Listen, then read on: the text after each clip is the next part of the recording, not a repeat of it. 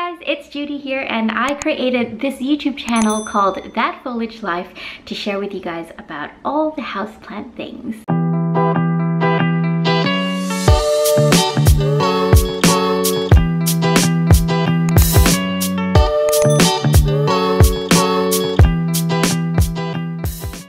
You are most definitely new here because this is my first official video here on my YouTube channel, and I thought what better way to start off my video uploads than to start with a houseplant collection tour. I just wanted to share with you all the houseplants that I currently own and show you that I do know a little bit of what I will be talking about in all the following videos. I have been an avid houseplant collector since I bought my house in May 2019, and since then I've been collecting houseplants and slowly growing my collection and slowly growing my collection. Growing the plants as in they are growing. Just a little bit of a backstory. My house receives a fair bit of light at all times throughout the day in different areas, different spots. So I've got the plants strategically placed throughout the house with their specific, with their specific light requirements almost. I'm constantly moving, changing plants around to places where they are happy or even more happy, and it's just a constant musical chairs almost, in a way of just listening to my plants and seeing what makes them happy and just, yeah. So that's what I'm going to be talking about today. I'm going to be walking through my house and showing you guys my houseplant collection. If you somehow stumbled across this video, which is the first one that I will be, first proper one that I'll be uploading on this YouTube channel, then thank you for being here. I really appreciate that you're watching this video. If you'd like to subscribe, that would be awesome, and at any point throughout this video, if you're enjoying it, I'd love it if you hit that thumbs up button. So let's get into this video. So I'm gonna start here in my lounge room. The light throughout this room is pretty constant throughout the day, but the brightest that it gets is in the afternoon sun, when the sun is on this part of the room. Most of the best light that I get throughout the day is in the morning on that side of the house where I have the large dining room windows, but we'll get to that part of the house a little bit later on. But for now, because this is my front door right here, I'm going to start in my lounge room. So let's have a look at the plants I have in here. This is my Benjamin Ficus Varigata. It is also known as a weeping fig. This one is a fairly new addition to my collection. I think I got it about a month and a half ago, and it seems to be quite happy. I think I've got a few tiny little leaves of brand new growth there, so it's clearly loving this spot. It is next to, almost right next to a window that receives a lot of light throughout the day, and then it gets really bright with afternoon sun.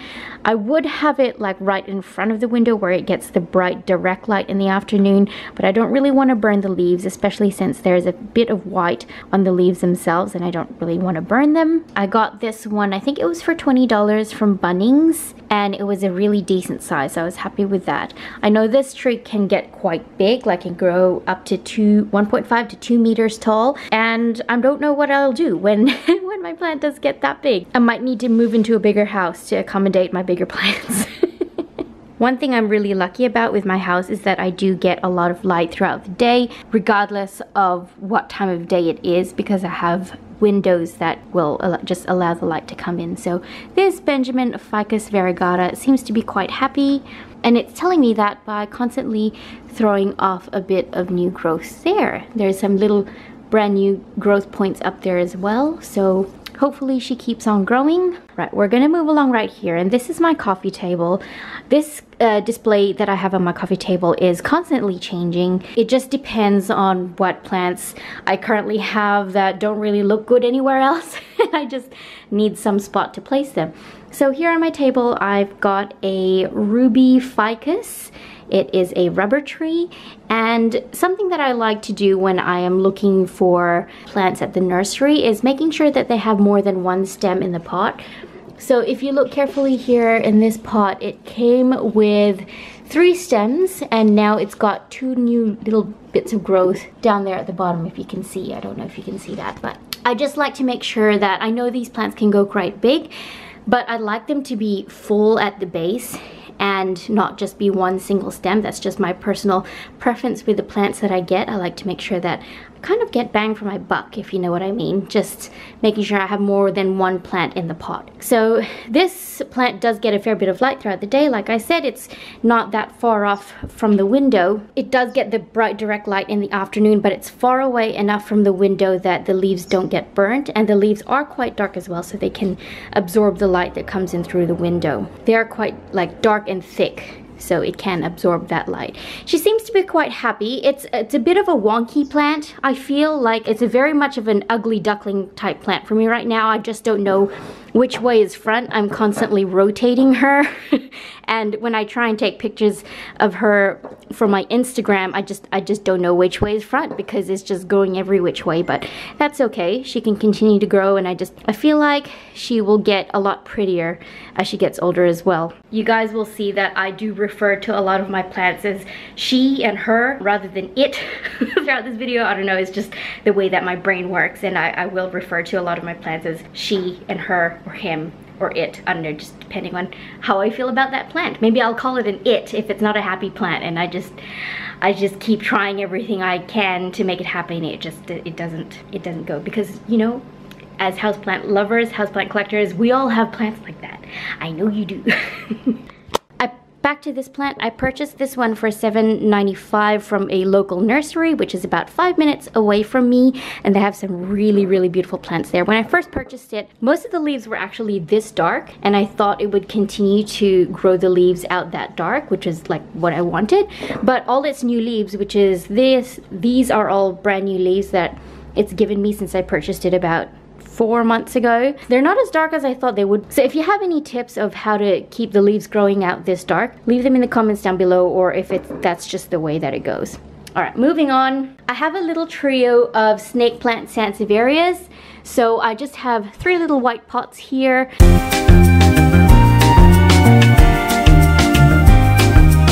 This was a reject that was being thrown out in the back of a shop that I just picked up, and I'm kind of thinking I want to maybe either paint it white, chalk white, or stain it a dark brown, kind of like that, but maybe a little bit more of a cool tone brown, maybe a walnut. I don't know.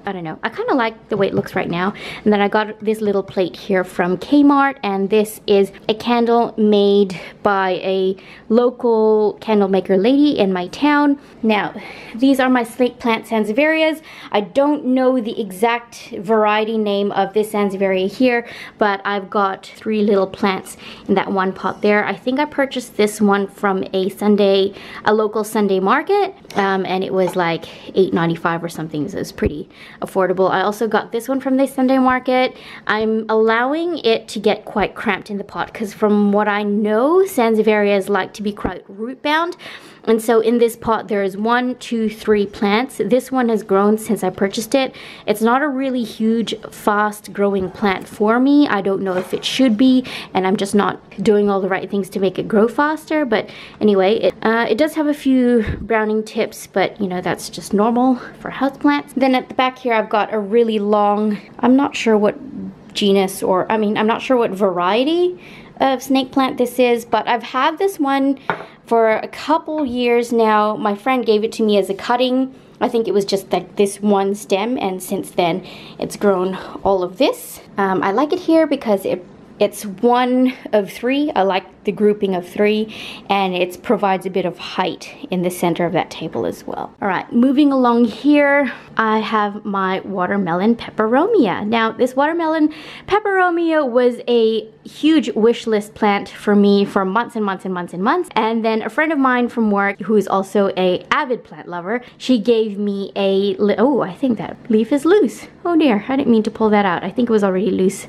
but I might try and propagate that actually. Anyway, my workmate from work gave me a little watermelon Peperomia plant, which I have in another pot, and then a couple months later, a friend of mine and I went plant shopping in Melbourne, and I found this one for actually like a really affordable price. Any watermelon Peperomia plants I'd seen that were this size were really just way too expensive, more than I wanted to spend on the plant, but I found this one for, I think it was like $25, something like that, which is quite affordable for a plant this size. Although having said that, it has grown quite a few new leaves for me since purchasing it. I just need to remember to always rotate it. I'm just going to rotate it now so I don't forget to do that.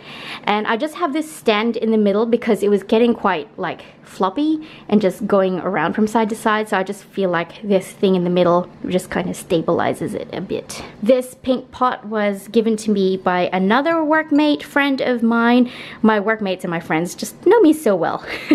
It doesn't quite go with the decor because it's pink and I'm not a huge pink lover, but my friend gave this to me and that's why I love it, and that's why I display it proudly here on my coffee table. And I think, personally, I don't know what you think, but I feel like this watermelon pink goes very well with the watermelon peperomia, and I really love that pairing. I don't know about you, but it really goes for me. And I don't know, maybe one day I'll draw little black dots like watermelon seeds on it. I don't know, we'll see. All right, moving on. All right, to this little corner over here, I have is it a Coco totem pole with my pink princess tied up to this pole. I'm trying to train her to grow. She's not a very fast grower for me, and she doesn't really have a lot of pink coming through, but her latest leaf has actually finally got a bit of pink on it. I think she likes that I tied her up to her pole, and I actually started giving it a bit more attention. I also repotted it because it was extremely root bound in the previous pot that I had it in. I don't know how I quite feel about this pink princess. See, it's just not really doing the most for me.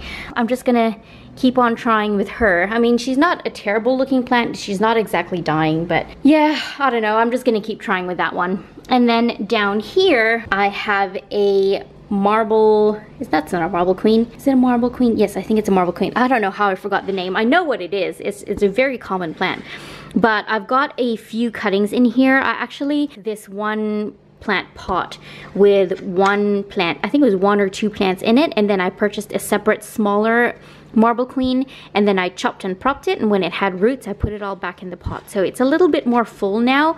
I'm also wanting to train this one to grow upwards. As it gets bigger, I'm going to put a large moss pole in the center and hopefully train this one to grow up, and hopefully, maybe possibly by Christmas, I don't know, maybe it'll be big enough to use as a Christmas tree. We'll see. That's just a thought of mine. I absolutely love the foliage on this marble queen. Like, a lot of people pay a lot of money for variegated plants, and I feel like I am, as you continue watching on through my videos, you will figure out that I'm quite a budget buyer. I like to save money on things, and I will create plants out of cuttings and stuff, but at the same time, like, I'm not opposed to doing a big plant haul, which is also something that I would like to do in the future on this channel. But like I was saying, people pay a lot of money for variegated plants, but I feel like even common plants like this with highly variegated leaves are so beautiful, and I want to continue to grow this. However, I think this one vine has actually reverted.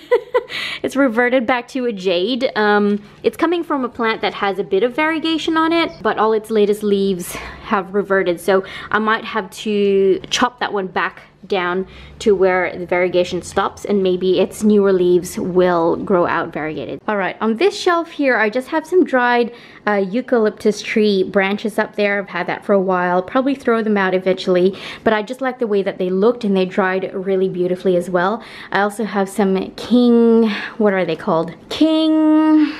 I forget the name. If you guys know what these are called, please leave a comment, because that's gonna drive me crazy now. Pink something. Anyway, this was a cutting given to me by a friend in my life group. This one doesn't get a lot of water because you shouldn't overwater succulents.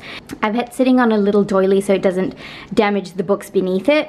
This doily I got for $5 from the local Sunday market, and these are a couple of my favorite books, planty books. They're quite beautiful and aesthetic as well. You guys should leave in comments down below your favorite plant books, and I might go check them out. All right, and the shelf below, I might eventually move this Chinese evergreen because I don't feel like it's getting enough light, but it seems pretty happy in that spot at the moment. As you can see, it's actually throwing off some new growth, and there is actually even a little flower right there, so I think it's pretty happy in this corner. Don't have a cover pot on it because I do struggle to find nice white cover pots in any size that's bigger than a 4 or a 6 inch. I don't know, do you guys struggle with that as well? Anything larger than a 4 or 6 inch, I find those pots are just so exorbitantly expensive, so I just kind of leave them in the nursery pot and then just put a water tray underneath. She seems quite happy there. And then here I have a Harrington Philodendron. I grew this from a cutting from my mother plant, which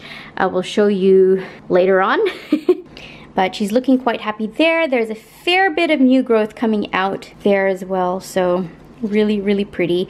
All the newer leaves are quite small, so I might need to pop this in a spot where it gets a bit more direct morning light. Moving on down here, I have more houseplant books. They're a little bit smaller and I just feel they're quite aesthetic, so I have them sitting here next to my green dragon tail. I think that's what it's called. I think it's an Epipremnum. I don't know, I'm not really good with plant names or remembering all the plant names, but if you guys know what this is, please leave it in a comment down below. I generally keep the tags, but I don't know why I didn't for this one. She's so beautiful though. Look at those glossy leaves. There is only one plant in that pot. When it grows bigger, I'll probably chop and prop it back into the pot to have more than one plant growing in there, but there's some new growth coming through on there as well, so it seems quite happy in this spot. Over here I have some more plant books that I really quite like, and then moving down here I have another golden pothos. Well, not another because it's the first one I'm showing you, but it's turned that way at the moment because I had it turned this way for a while, so it was quite full at the front, but I had to turn it around so the leaves would rotate back to the light.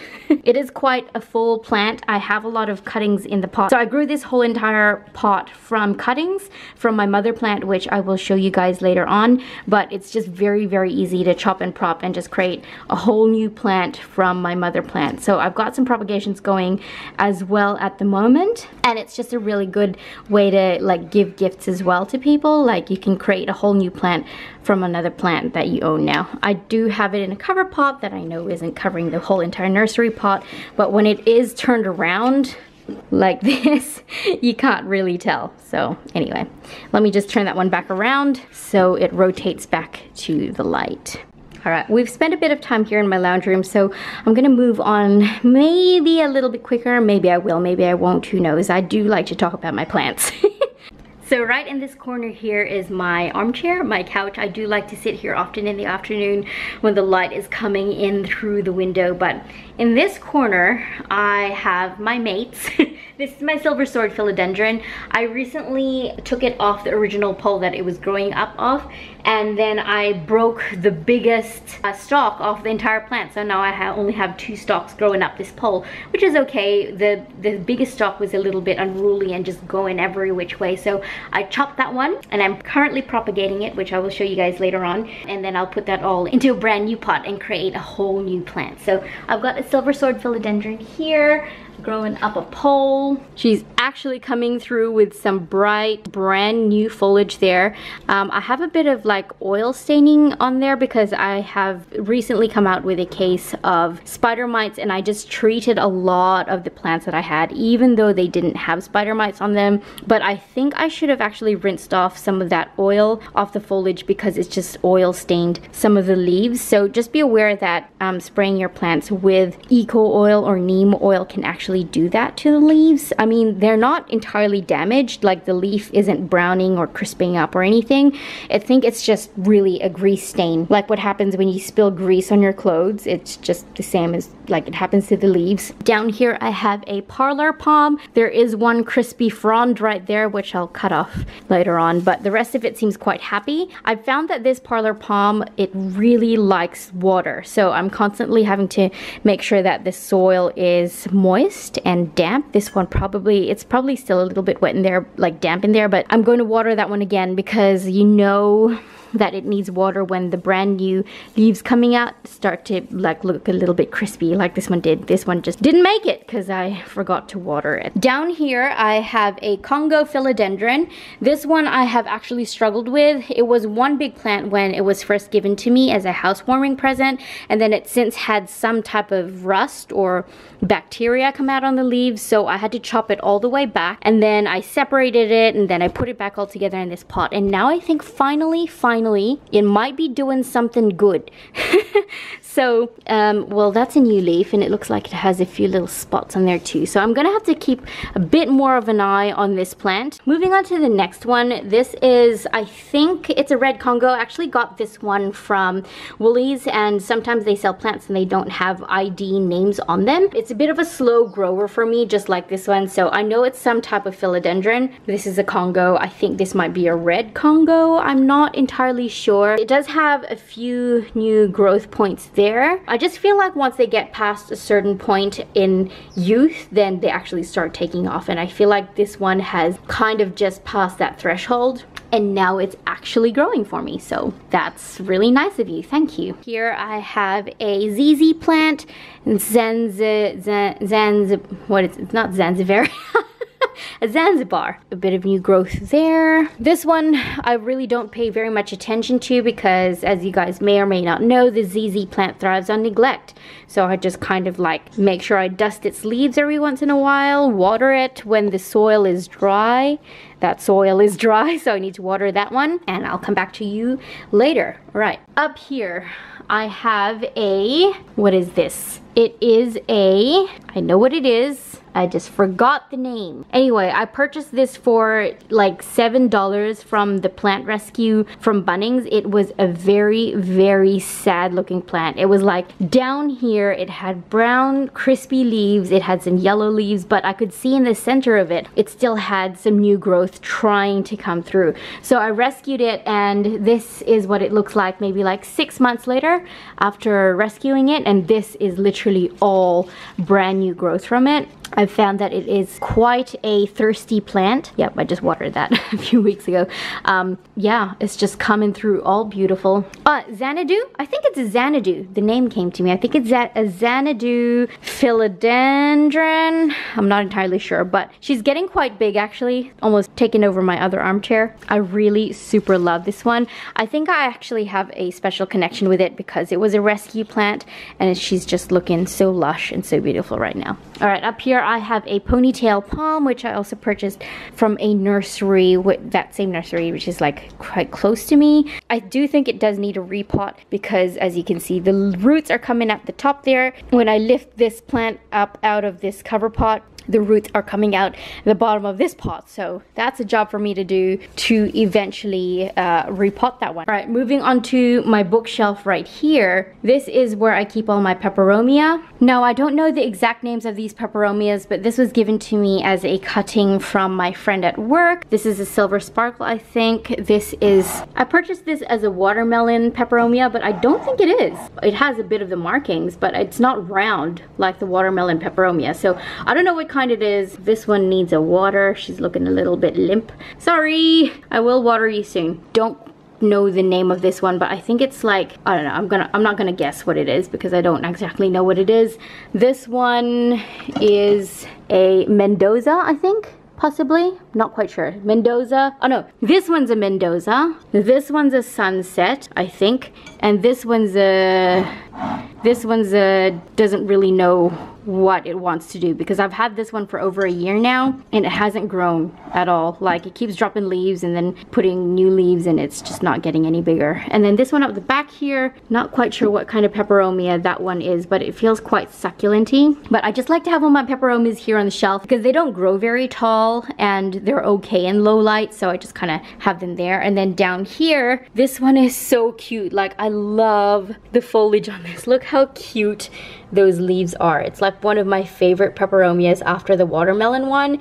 It's so cute, and I feel like it's just perfect in that pot as well. I think I got that pot for like $4 from the reject shop. Then here, moving on, I have another type of Peperomia. Not quite sure what variety this is, but I purchased this also as a plant rescue from a nursery of a small town I was driving through one day. It was one large stalk of a plant, and it was just looked really spindly and spidery and just not very cute. So I chopped washed it and propped it all back into the same pot, and now it's looking pretty good. This is all new growth here, quite beautiful. Then moving on here, I know this is not a Peperomia, but this is my wandering Jew. It is also known as spiderwort or Tradescantia. Apparently they do like a lot of water, but I don't water this one very often because it's in a shady spot and it probably doesn't dry out very quickly, but it's sticking. Yeah, the soil is still quite moist in there, so she seems to be quite happy. I like that it's very compact and full in the pot there, and it's not a super fast grower. That's okay, quite pretty in that corner there. Okay, finally that completes my lounge room plant tour. Thank you for sticking with me through this first part of the video. I'm now going to move